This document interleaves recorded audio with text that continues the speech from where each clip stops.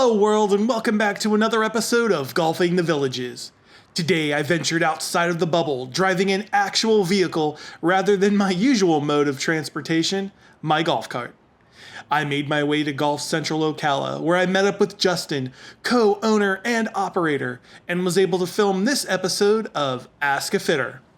On today's show, I'm determined to get answers to all of the burning questions that you, my viewers, have. These questions come via email, comments, or direct messages. If you find we didn't cover your question in this episode, please drop a comment down below and we will be sure to get an answer for you. Without further ado, let's get after it.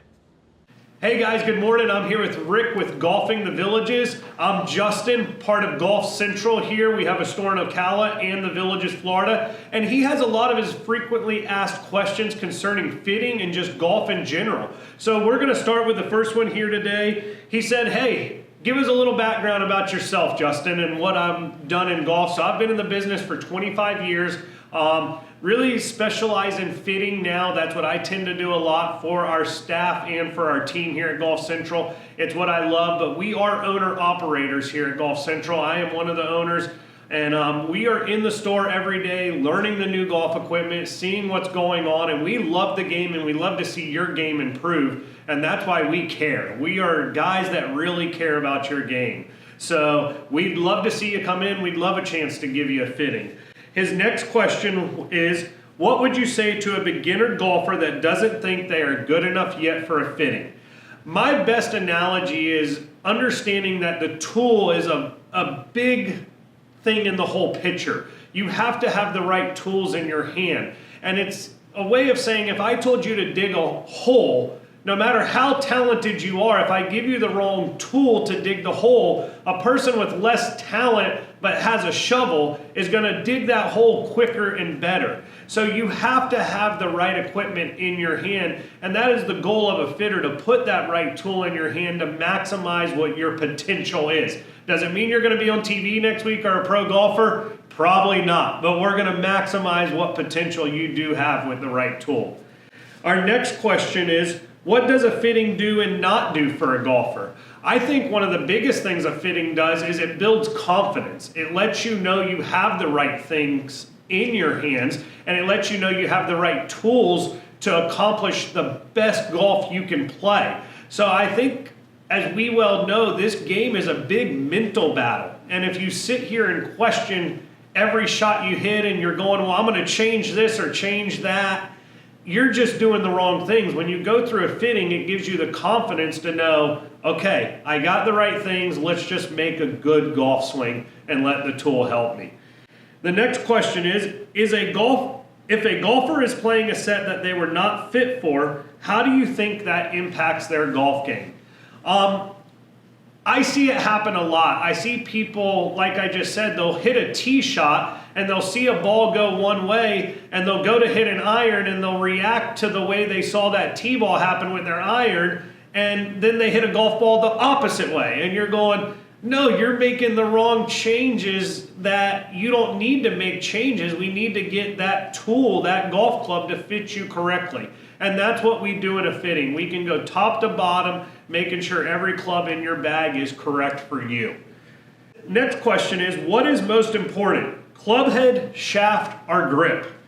Well, I would lean towards they're all equally important. You know, at the end of the day, we hold on to a golf club with a grip. It's the least forgotten thing in club fitting. But at the end of the day, it's your only connection to the club. So the head and the shaft can be great, but if you touch that golf club and go, this doesn't feel right, you automatically react and don't hit a good golf shot. And it's equally if you put a club head down and you look at it and you go, well, that doesn't look good to me, you lose confidence right off the bat. It is a huge mental game for sure. And I think with the shaft, we talked about this last night in a forum I was in. There's a huge misunderstanding of what the shaft does and doesn't do. And I think when you go through a fitting, you get that understanding of going, okay, the shaft is doing what it's supposed to do. So they're all equal in that sense. And I don't think one of them plays a bigger role than another one. Our next question here today, and it says, for the golfer that might have a limited budget what part of the bag would you say is important to be fitted for? Me personally, I always feel like irons are a huge, huge deal because we judge a lot of what we do in the game by hitting or missing greens. At the end of the day, you can hit a great drive, and then if you're 130 yards out and you miss a green, you lose your mind, it seems like, because you're going, how did I hit that great drive, but I can't hit the green? I think the irons, if I was going to tell you, that would always be my first thing to address, is getting the irons done.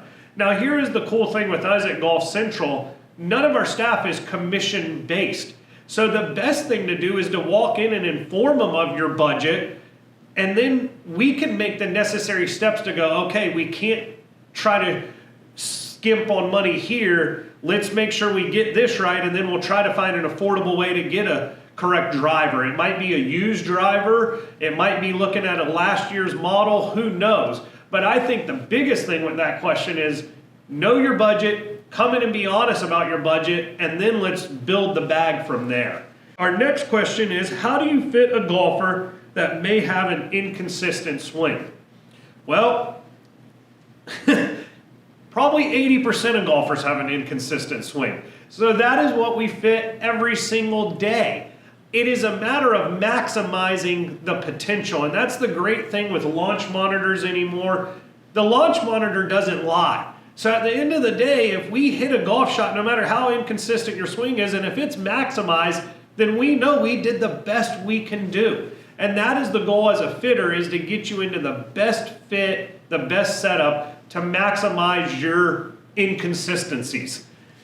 Our next question says, if a person thinks that their equipment is just fine, why should they get fitted? Again, a difference at Golf Central is we don't charge for fittings. It's something we provide as a service. So I will tell you to always get fit. I hear so many stories of people going, well, I don't want to pay the money, or I don't want to do this, or I don't want to do that.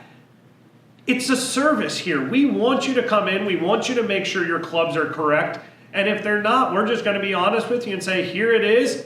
It's your decision. And that's where we want the opportunity more than anything. What should I bring to the fitting? Well, I will say this. Open mind is a great thing to bring to a fitting. I think that is the first and foremost, to just go, okay, I'm open-minded, I'm coming in, I'm getting fit, I'm not setting any expectations. And when you do that, it allows the fitter to have that ability to work with you. When you come in, and I think honesty is a great thing, and when you come in and you go, okay, I think I hit the ball this far, but let's see what happens.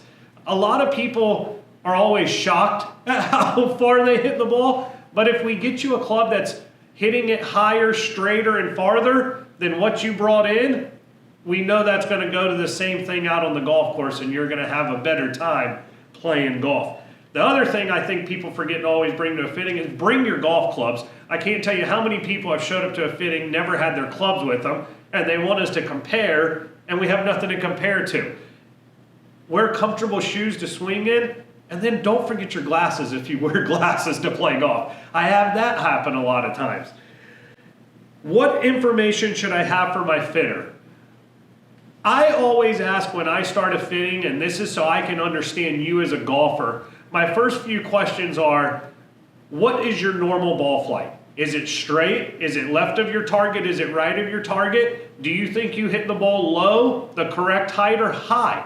And it lets me understand what you see. I see it on the launch monitor, but it lets me understand how you see your golf game. And then a lot of times I will ask you, let's say you walk in and you say, I'm a 15 handicap. I'll say, well, why aren't you a 10 handicap? It lets me understand what you think is holding back your golf game. So again, just being honest with a fitter when they ask the questions is one of the best things to do as information for him. So once the fitting begins, what data elements are you looking for to give you the information you need to match the golfer with the proper club? Again, it goes back to caliber of a player a lot of times.